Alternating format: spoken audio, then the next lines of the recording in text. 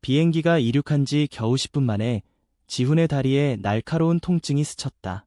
옆자리 중년 남자가 신발로 그의 발을 세게 차는 것이었다. 이상한 놈이라는 속삭임이 객실에 스며들었고 지훈은 이를 악물며 창밖 구름을 노려봤다. 그 순간 떨리는 손으로 들었던 뜨거운 커피잔이 미끄러지며 앞좌석 남자의 어깨에 쏟아졌다. 객실 전체가 숨을 죽인 채 정적에 휩싸였다. 그 남자는 민우였다. 서울의 유명 건축가로 바쁜 일정 속에 KTX가 아닌 비행기를 선택한 이유는 단 하나, 조용한 시간을 갖기 위함이었다. 커피가 흘러내린 셔츠가 뜨겁게 달아오르는 느낌에 그는 고개를 돌렸다. 지훈의 얼굴은 창백하게 질려 있었고 눈동자에는 공포와 후회가 뒤섞여 있었다. 민우는 본능적으로 손수건을 꺼내 들며 낮은 목소리로 말했다. 괜찮아요. 제가 더 조심했어야 했어요. 그 한마디에 객실의 공기가 살짝 풀어지기 시작했다. 중년 남자의 발길질은 멈췄고 승무원들이 서둘러 다가왔다. 지훈은 고개를 숙인 채 사과를 중얼거렸지만 민우의 차분한 미소가 그의 가슴을 울렸다. 왜 그 미소가 이렇게 익숙한지 지훈은 알 수 없었다. 비행기가 인천공항을 벗어나 제주도 쪽으로 방향을 틀 때 지훈의 마음은 여전히 혼란스러웠다. 그는 서울에서 가장 핫한 패션 디자이너로 블루밍 가든이라는 브랜드를 이끌며 젊은 층의 사랑을 받는 인물이었다. 하지만 그의 삶은 겉모습만큼 화려하지 않았다. 28살의 나이로 그는 아직 가족에게 자신의 성적 지향을 밝히지 못한 채 살았다.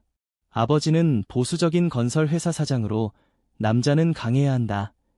는 말을 입에 달고 사는 사람이었다. 어머니는 부드럽지만 그마저도 전통적인 가치관에 얽매여 있었다. 지훈의 유일한 위안은 디자인 스튜디오의 동료들, 특히 베테랑 디자이너 은주였다. 그녀는 레즈비언으로 지훈의 비밀을 유일하게 아는 친구였다. 이번 비행은 제주도 패션 위크 참석을 위한 것이었다. 지훈은 새 컬렉션 시크릿 블로썸을 준비하며 밤을 새웠다. 그 컬렉션은 은폐된 사랑과 해방을 테마로 한 것이었다. 겉으로는 꽃잎처럼 부드럽지만 속으로는 뿌리가 깊이 박힌 감정의 이야기를 담았다. 아이러니컬하게도 그의 삶이 바로 그 테마였다. 비행 중 발길질은 단순한 괴롭힘이 아니었다. 중년 남자는 지훈의 핸드폰 화면을 힐끔 본 후부터 시작된 행동이었다.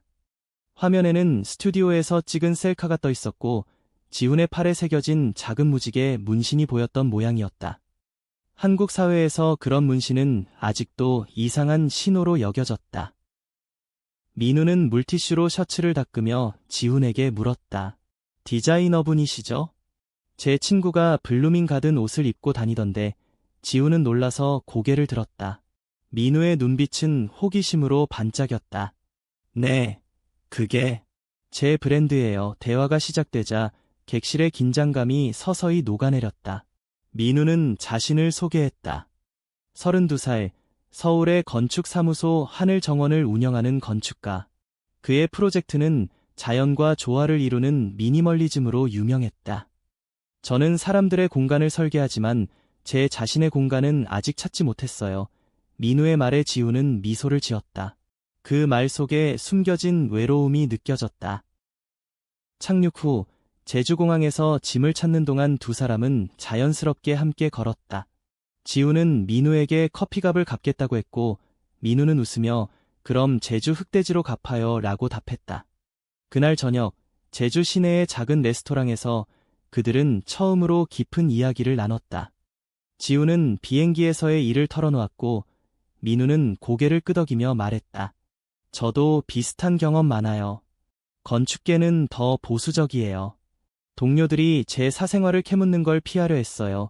민우의 목소리는 낮았지만 진심이 묻어났다. 지훈은 그 순간 민우의 손등에 스치듯 닿는 자신의 손가락이 떨리는 걸 느꼈다. 이 만남이 우연이 아니라는 예감이 들었다. 패션 위크 첫째 날, 지훈의 쇼는 대성공이었다. 모델들이 무대를 장악하며 시크릿 블로썸의 옷자락이 바람에 흩날렸다. 관중석에서 민우가 박수를 치는 모습이 보였다. 그는 초대받지 않았지만 지훈의 SNS를 보고 찾아온 것이었다. 쇼 후 파티에서 그들은 다시 만났다. 와인잔을 기울이며 지훈은 물었다. 왜 제 쇼에 오셨어요? 민우는 대답했다. 당신의 디자인에 담긴 감정이 느껴졌어요. 숨겨진 꽃처럼 그 말은 지훈의 가슴을 파고들었다. 밤이 깊어지며 그들은 제주 바다를 따라 산책했다. 파도 소리가 두 사람의 속마음을 대신해 속삭였다. 하지만 행복은 오래가지 않았다. 서울로 돌아온 지 일주일 후 지훈의 스튜디오에 익명의 편지가 도착했다. 너 같은 놈이 패션계를 더럽힌다. 사라져라. 편지에는 비행기에서의 사진이 첨부되어 있었다. 중년 남자가 찍은 지훈의 무지개 문신이 선명한 사진. 지훈은 충격에 떨었다. 은주가 달려와 안아주며 말했다. 이게 무슨 일이야? 경찰에 신고하자. 하지만 지훈은 고개를 저었다. 아버지한테 알리면 끝장이야. 그의 마음속에 두려움이 스멀스멀 피어올랐다. 민우와의 관계는 그 와중에도 깊어졌다. 그들은 주말마다 서울의 카페에서 만나 이야기를 나눴었다. 민우는 자신의 과거를 털어놓았다. 대학 시절 첫사랑이었던 남학생과의 이별. 그는 가족의 압력에 못 이겨 떠났어요. 저는 그 후로 벽을 쌓았죠. 지훈은 민우의 손을 잡았다. 저도 그래요. 하지만 이제는 당신과 함께라면 무너뜨릴 수 있을 것 같아요. 그들의 키스는 제주에서의 산책로에서 처음 일어났다. 부드럽고 조심스러운 입맞춤. 세상이 멈춘 듯한 순간이었다. 그러나 갈등의 씨앗은 이미 싹 텄다. 지훈의 아버지 박 사장이 스튜디오를 방문한 날 민우가 우연히 마주쳤다. 아버지는 민우를 높이 평가하며 좋은 인재로군 이라고 했지만 지훈의 불안한 눈빛을 놓치지 않았다. 그날 밤 아버지는 지훈에게 물었다. 그 건축가와 무슨 사이냐? 지훈은 얼버무렸다.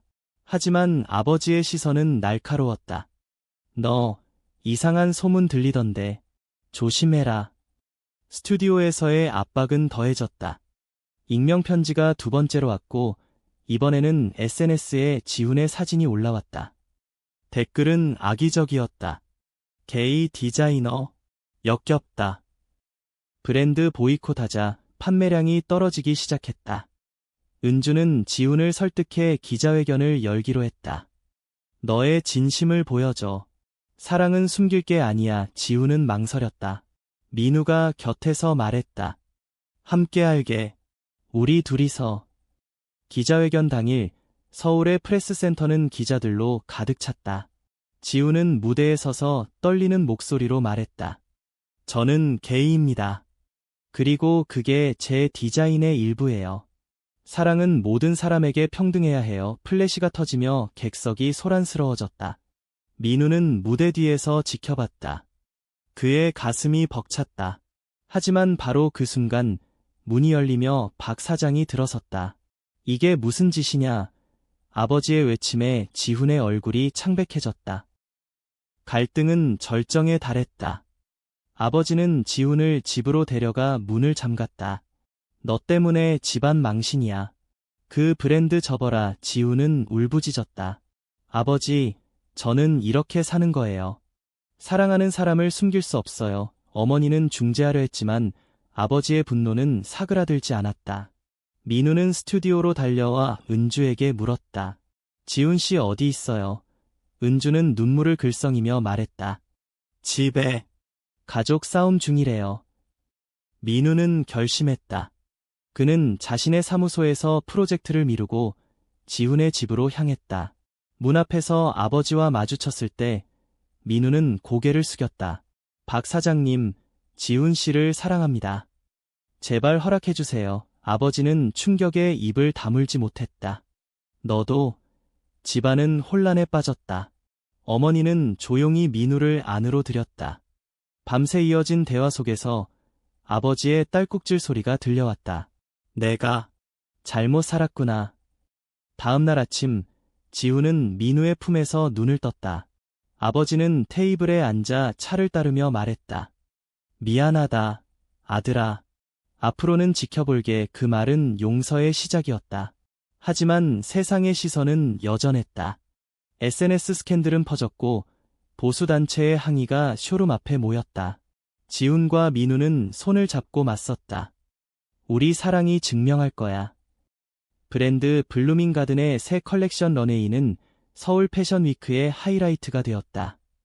이번 테마는 오픈 블로썸, 해방된 사랑. 모델들은 무지개 리본을 달고 걸었고 마지막에 지훈과 민우가 손잡고 등장했다. 관중의 박수가 터져나왔다. 아버지도 객석에 앉아 있었다. 눈가에 습기가 맺힌 채. 그 후 지훈의 삶은 변했다. 가족과의 화해, 민우와의 깊은 유대. 하지만 새로운 도전이 기다리고 있었다. 민우의 과거 연인이 돌아온 것이다. 대학 시절의 그 남자, 이제는 성공한 변호사. 민우야, 다시 시작하자. 그의 등장으로 삼각관계의 긴장이 시작되었다. 지훈은 불안에 휩싸였다. 민우 씨, 저보다 그 사람이.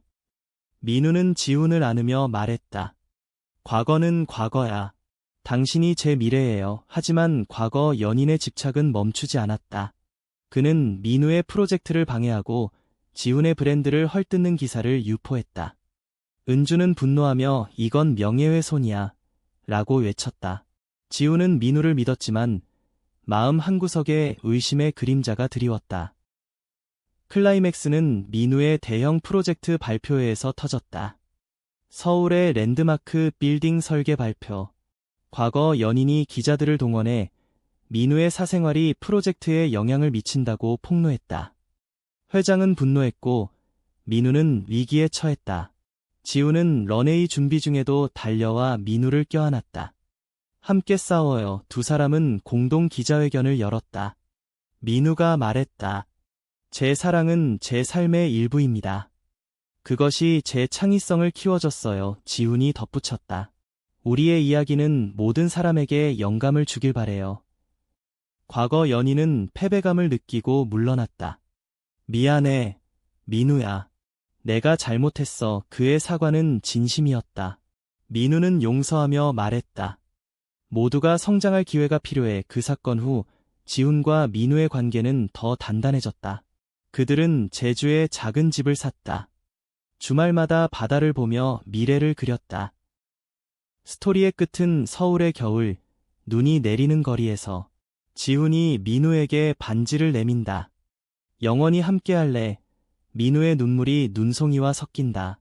물론이야. 주변의 사람들, 은주, 가족, 친구들 이 박수를 친다. 사랑은 이해와 용서로 피어난 꽃이었다.